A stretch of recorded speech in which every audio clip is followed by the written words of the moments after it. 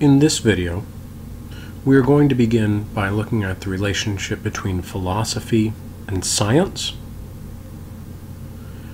and then talk through some issues of contemporary science. First off, for most of the history of civilization, philosophy and science were the same thing. Both were ways of knowing. And most people that we would look back on and call scientists would have considered themselves natural philosophers. Science and philosophy only diverge around the 17th century or 1600s, at which point a philosopher named Francis Bacon publishes a text called the Novum Organum Scientiarum, which translates to the new method or the new way of science or the new scientific method or the new way of knowing, and lays down the foundation for what we will eventually come to call the scientific method. Once science has the scientific method, it takes off like a rocket ship and leaves philosophy behind for the last 350 years to deal with questions that are not amenable to science or scientific investigation. Questions like, what is good? What is moral? Is there a God? How should we set up our politics? These are the questions that philosophy has been left with. But for most of its history, it was one with science. We should also note that religion, science, and philosophy all deal with similar issues, as you may have already noticed. To that end, religion provides a similar epistemological system to science. It asks questions about why things are the way they are, and provides answers to those questions. Additionally, many religions include cleansing rituals and dietary restrictions that were likely beneficial for health and hygiene. Many religions also instill in their followers a desire to know the truth, which led many religious people to investigate the universe scientifically. For example, Sir Isaac Newton's discovery of gravity falls into this category. So does Charles Darwin's theory of evolution. Darwin begins life as a religious man. He wants to know, how has the Creator put the world together? He wants to understand the mind of God. And upon looking around the world at the various plants and animals, he discovers, to his surprise, it looks like we evolved rather than were created. Now, Darwin flinches on his deathbed. He returns to religion, likely out of fear of the unknown. But once his theory of natural selection is out of the bag, there's no closing Pandora's box. And that explanation of evolution rather than creation really does seem to create a conflict between religion and science,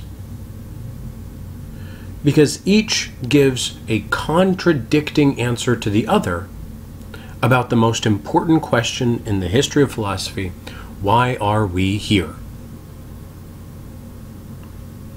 For religion, the answer is because God put us here. For science, for the last 150 years, because we evolved.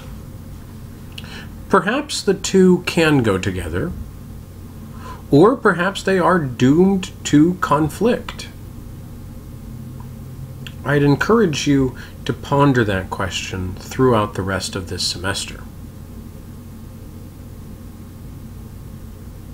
Notice that the religious cleansing rituals and dietary restrictions that benefited health and hygiene could be thought of as a primitive form of sanitation or medical science.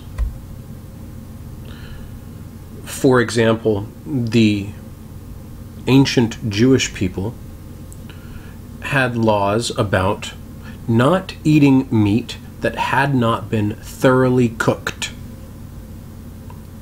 Not eating any meat that still had the blood left in it. While you might order a raw steak today or a rare steak today, in the ancient world, if someone got sick from eating undercooked food, without modern medicine, that could be a death sentence. In that way, likely early religious beliefs, at least as a side effect, benefited the cultures that held those beliefs by perhaps making them more healthy. So that before there was medical science, many religions did fill in its stead.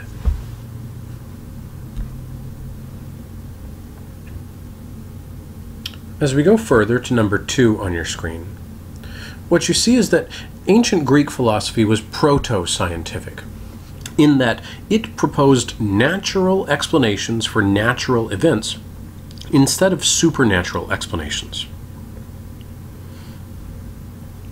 So, for example, Pythagoras, a pre-Socratic ancient Greek philosopher, was able to identify the Pythagorean Theorem, which you know today as a squared plus b squared equals c squared.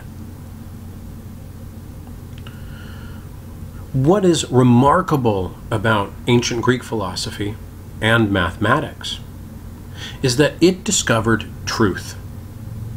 Small truths about the hypotenuse of a triangle or equal and opposite angles in geometry.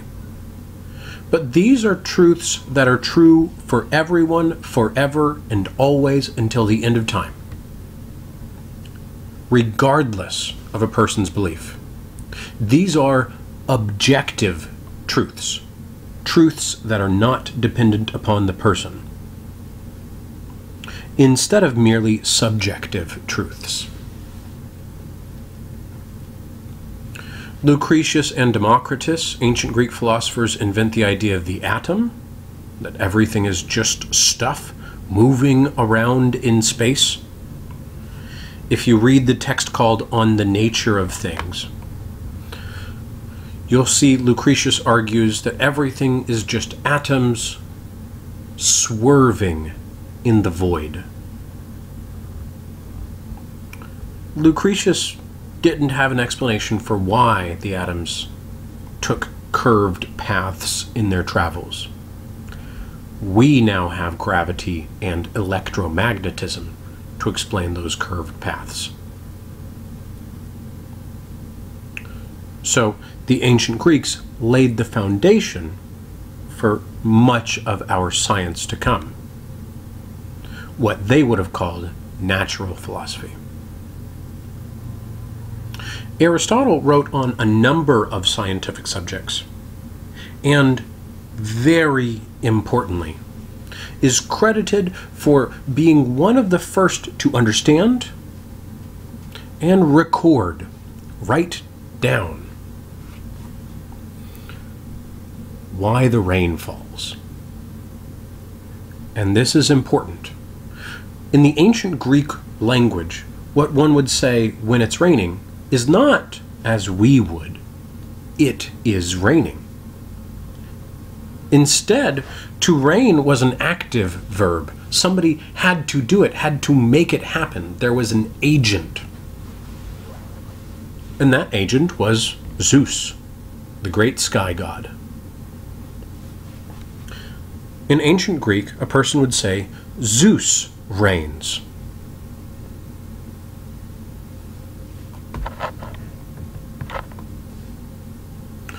Or more simplistically, when the rain falls, the reason why that happens is because God did it. What Aristotle discovered is that you actually don't need God to explain why it rains. Rain is not a supernatural phenomenon, it's a natural phenomenon. And Aristotle described the water cycle: evaporation, condensation, precipitation, repeat. Aristotle substitutes a natural explanation for why something in the world is the way it is for a supernatural explanation. And this is revolutionary in its time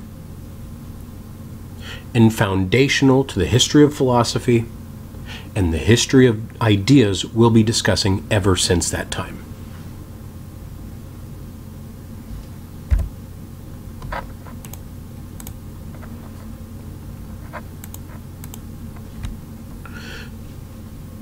So, let's discuss science. Since science came from philosophy, and for most of their history they were kindred spirits, one and the same. Let's see where science has put us now, and what it can tell us about why the world is the way it is. There are three great unanswered questions left for science in this present time to deal with. And they all have to do with one of the greatest philosophical questions in history: why are we here? There are three hurdles to overcome if we are to answer that question in the same way that Aristotle was able to answer the question about the rain. The first of those hurdles is, why does the universe exist? One well-known explanation is that a god created it.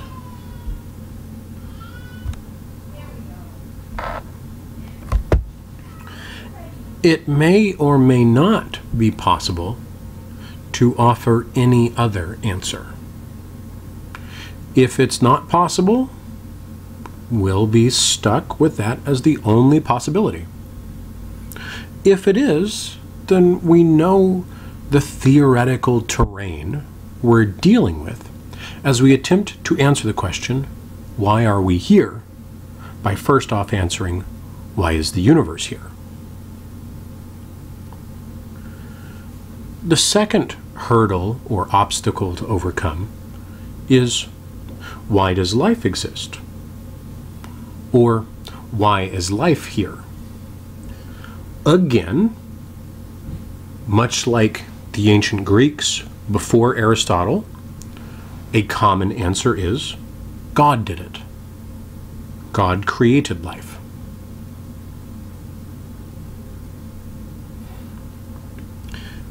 And it may or may not be possible to offer any other answers. The third of the three hurdles or obstacles to overcome in answering why are we here is, why is human life here? Is the only possible explanation that God created humanity? Or are there any other possibilities? We had already seen that, like Aristotle and his explanation for the rainstorm, Charles Darwin had attempted to answer this question in the mode of science naturalistically rather than supernaturally. Now what we have to deal with is whether that same style of thinking can be applied to the first two questions in the same way that Darwin applied it to the third and Aristotle applied it to the rainstorm. What I'm saying is, can we come up with a naturalistic explanation for why the universe exists and why life exists? Let's attempt to, and see what sort of naturalistic theories and explanations science has offered so far. First off, we might posit the possibility that the universe is indeed infinite. Some religions, like Judaism, Christianity, and Islam, conceive of time as being more like a ray, having a starting point and then continuing forward from there. Other religions, such as Hinduism, Buddhism, and many indigenous or native religions, as well as Taoism, consider time to be cyclical, that the universe is infinite without beginning or end. There are some interesting implications of an infinite universe. Specifically, that in an infinity of time, an infinite things will occur. So that whatever can happen, does happen, will happen, and happens an infinite number of times. And in infinite variations. Try this thought experiment on for size. If there are an infinite number of monkeys sitting at an infinite number of typewriters, how long should it take them to write Shakespeare's Hamlet?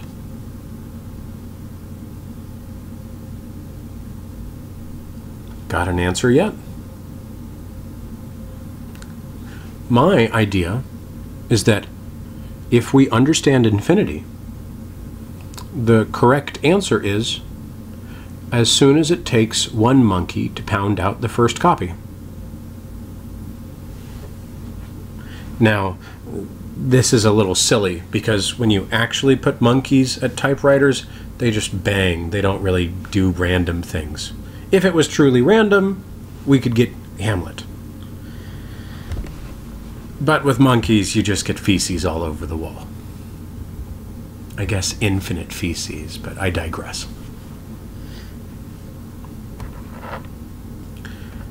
In an infinite universe, you have been sitting and listening to these lectures, and I have been sitting and developing these lectures an infinite number of times.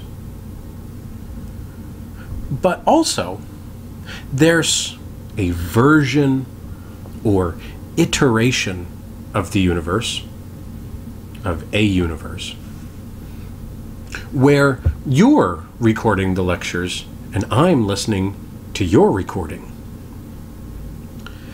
There's a version of a universe where we're both purple polka-dotted elephants, and there's a version of a universe where you have 25 arms. That's what infinity would mean, an infinite number of variations. Now, that might in fact be very silly. Or perhaps not. But this is what would be intellectually required to deal with infinities.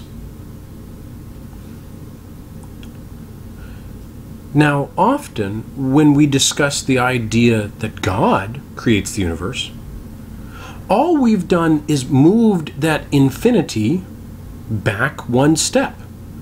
Instead of an infinite universe, we have an infinite God. Some people say the universe must have a creator, but then don't apply the same logic to that creator God. Namely, if the universe must have a creator, wouldn't God also have to have a creator?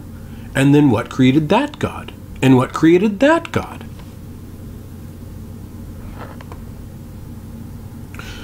Thus, we have a reduction to infinity. There is a famous Hindu parable about a student that asks a teacher, "Teacher, what does the world rest on?" The teacher answers, "On the back of an elephant." "And what does the elephant stand on?" "On the back of a tortoise." "And what does the tortoise stand on?" "On the back of another tortoise." And so on, and so on, and so on. And you have this silly explanation of an infinity of tortoises all the way down.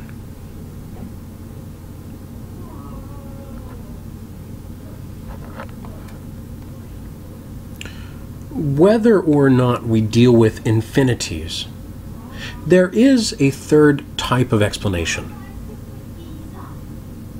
An attempt at a naturalistic explanation that relies upon Einstein's theories, quantum physics, and ultimately multiverses.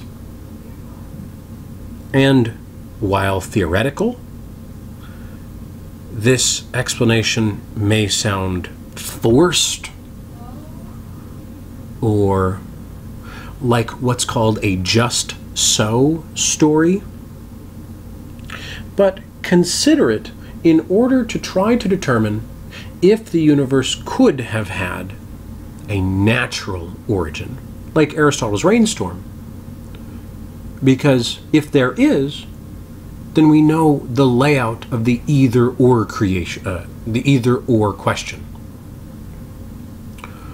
Either God created the universe, or something not God created the universe. If we're lucky, we might be able to answer that question truly, if not definitively. In the same way, Socrates was able to say something true about the afterlife. Either life goes on, or it doesn't.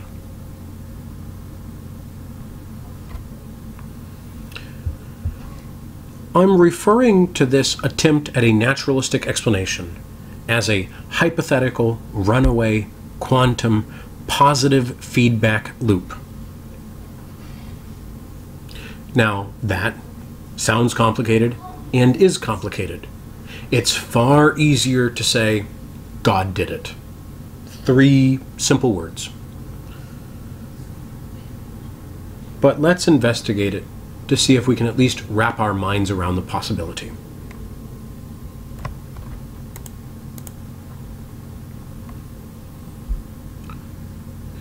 In order to make sense of a naturalistic explanation for why the universe might exist,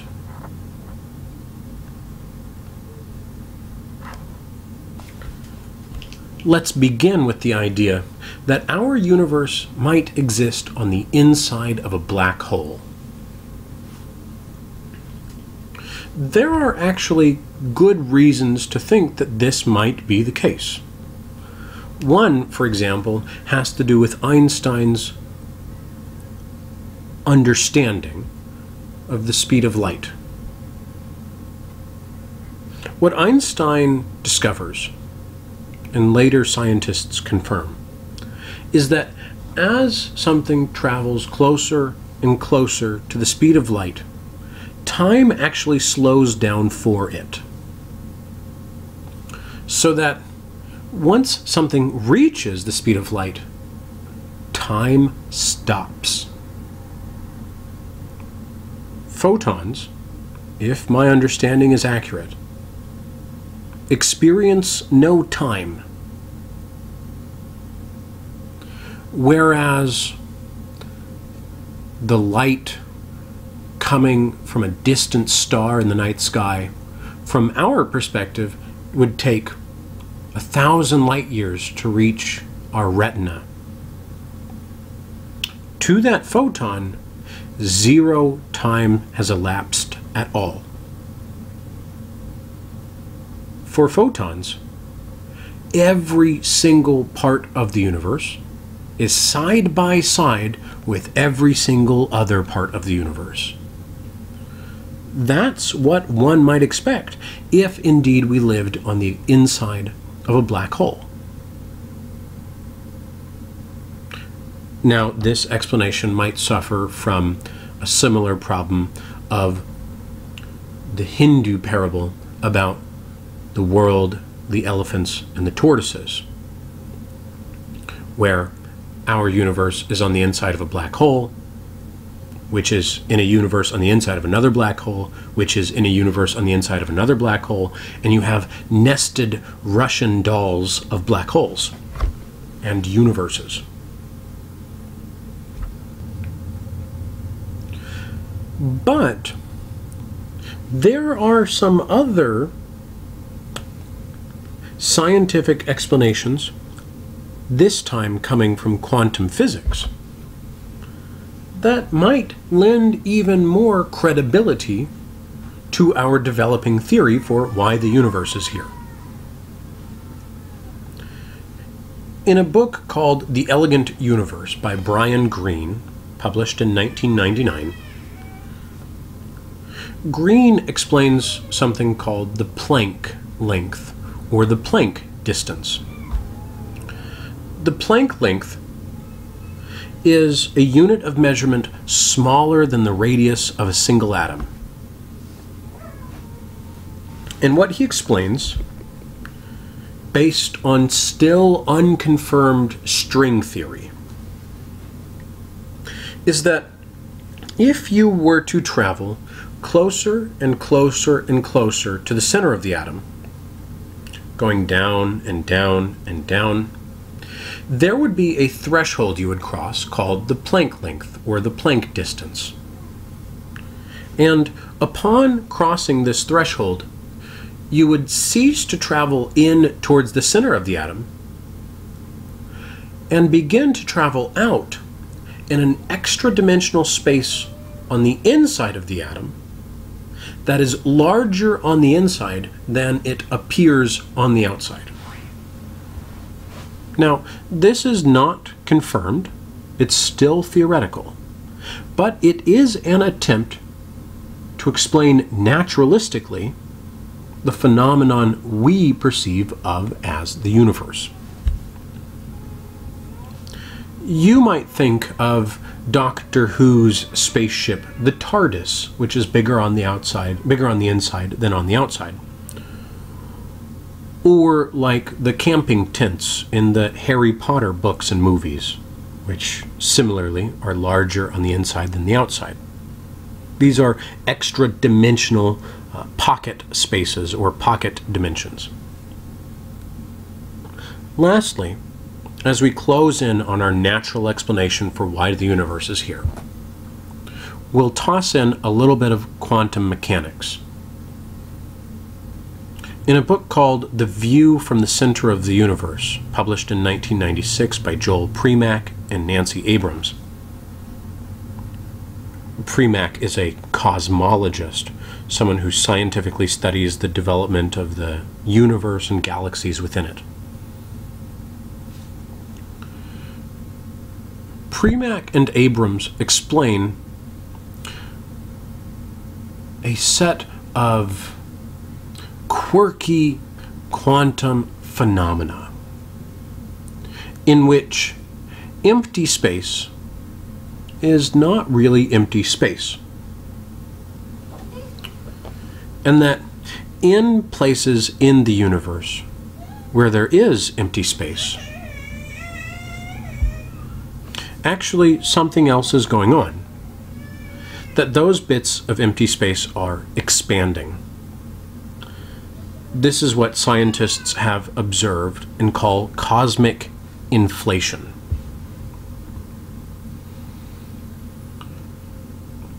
What Planck argues is that our universe might be one in a snowstorm or blizzard of other possible universes, an infinite sea of random quantum fluctuations, where at each individual locale in this multiverse chaos,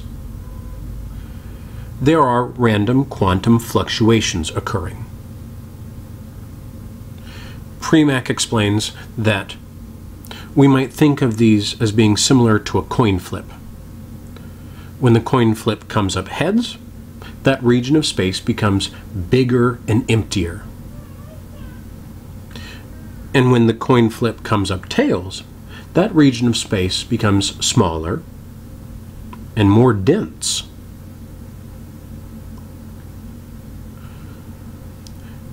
Given an infinite number of these coin flips, Planck argues that at some locality in space, or in this multiverse chaos, one of those quantum fluctuations, or coin flips, is coming up tails, tails, tails, tails, on and on and on.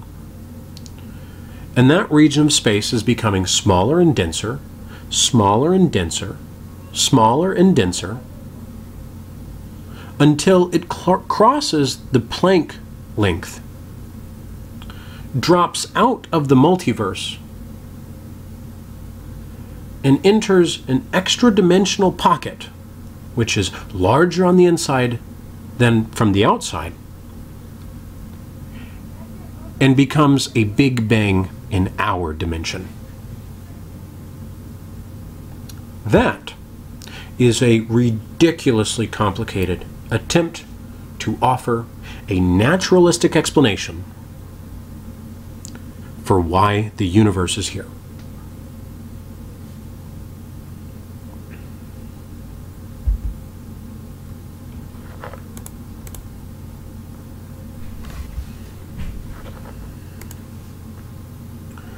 Once we do have a universe, the explanation becomes considerably easier.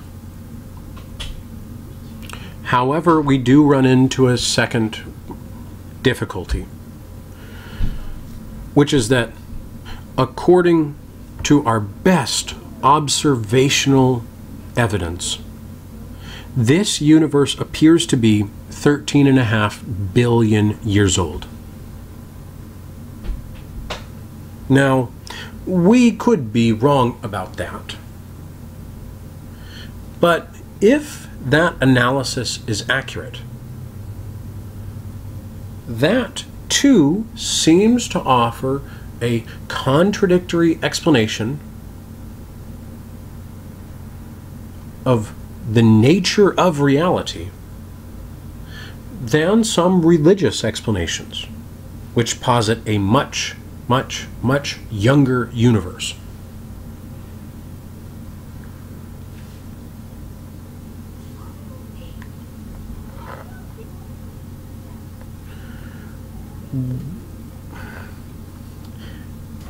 There is a possibility that God could have created the universe recently, but that it appears to be old. However, this would be a God who either actively deceives us or allows us to be actively deceived. And this raises other sorts of questions still. What you might notice is that in philosophy, we have more questions than answers, and every one answer often creates two new questions. And that's okay. It's the questions that we actually live for in philosophy. So don't be concerned if we ask more than we can answer. That's normal. But it does make the few answers that we can find all the more precious. Once the universe does exist, the early universe is filled with light atoms like hydrogen and helium. These coalesce into nebula and stars. The stars collapse, supernova, and explode, giving rise to denser atoms like carbon, silicon, and oxygen, of which our solar system, our planet, and our bodies are formed.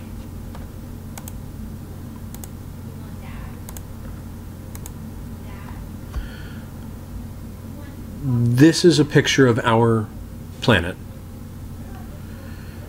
as seen first off on the left from our nearest planetary neighbor, Mars. Notice it's just a handful of pixels. The picture on the right with the red arrow is the farthest photograph of Earth that has ever been taken. This was taken by either Voyager 1 or Voyager 2 in the 1970s from about the orbit of Jupiter.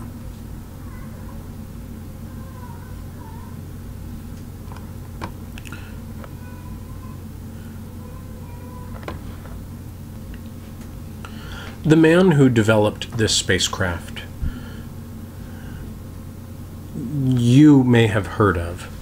His name is Carl Sagan. He's a published author of many books, and is well known for a series called Cosmos, which aired in the 1980s.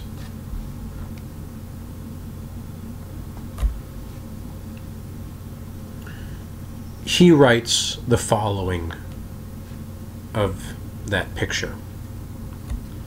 He says, "That's here. That's home. On it, everyone you love, everyone you know, everyone you ever heard of, every human being who ever lived out their lives, every hunter and forager, every hero and coward, every creator and destroyer of civilization, every king and peasant, every young couple in love, every mother and father, hopeful child, inventor and explorer, every teacher of morals, every corrupt politician, every superstar, every supreme leader, every saint and sinner in the history of our species lived there, on a mote of dust suspended in a sunbeam. Think of the rivers of blood spilled by all those generals and emperors so that in glory and triumph they could become the momentary masters of a fraction of a dot. Think of the endless cruelties visited by the inhabitants of one corner of this pixel on the scarcely distinguishable inhabitants of some other corner. How frequent their misunderstandings, how eager they are to kill one another, how fervent their hatreds. Our planet is a lonely speck in the great enveloping cosmic dark. In our obscurity, in all this vastness, there is no hint that help will come from elsewhere to save us from ourselves. There is perhaps no better demonstration of the folly of human conceits than this distant image of our tiny world. To me, it underscores our responsibility to deal more kindly with one another, and to preserve and cherish the pale blue dot, the only home we've ever known."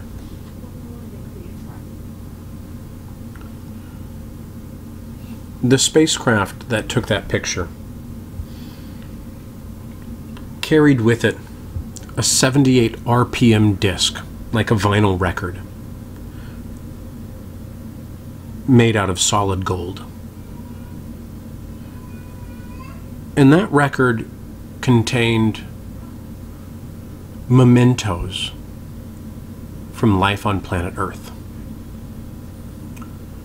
Contained digitized photographs of people, plants, and animals from all over. Greetings in some 30 human languages. The sound of a heartbeat of a woman in love. And the laughter of children. As well as examples from music. Everything from indigenous Chinese music to Bach and the Beatles.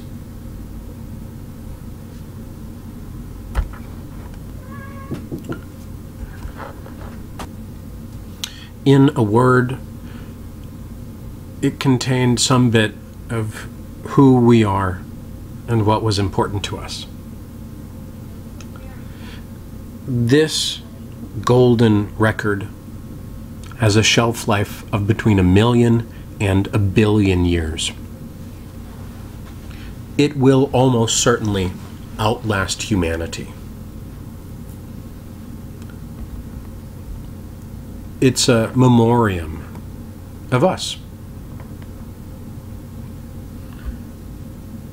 Or perhaps a message to some distant species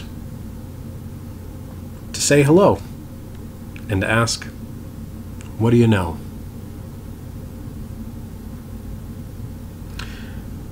That expresses something of humanity, that we are communicative and social. And also that the planet we live on is incredibly fragile and perhaps unprotected. It may be the case that some great sky god is out there looking out for us, protecting us. As the Christian children's song says, a God that has the whole world in his hands. But, much like Socrates' disjunctive syllogism, perhaps not. Perhaps we are truly alone, left to our own devices, surviving at the will of one another in a cold, uncaring, and apathetic universe that could not care less if we lived or died, and wouldn't even know if we were gone. Look how small this sole refuge for life is in that cosmic dark, in that sea of empty, lifeless nothingness. How easy it would be to cover us over, to erase everything. A stray asteroid could end all of it without a concern. For that reason, perhaps it would be worthwhile to think about the future. And perhaps even more worthwhile, not to destroy this planet that is the only thing in all the known universe that can sustain our type of life. That would be the sort of ethic that philosophical and scientific investigation encourages. But it can't be forced on anyone. Hopefully, it can be understood.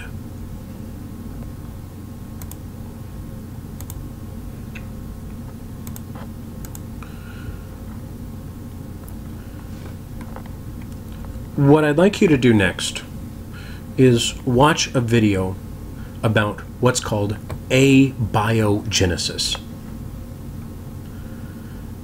Abiogenesis refers to an attempt to explain scientifically how the universe how life could arise from non-life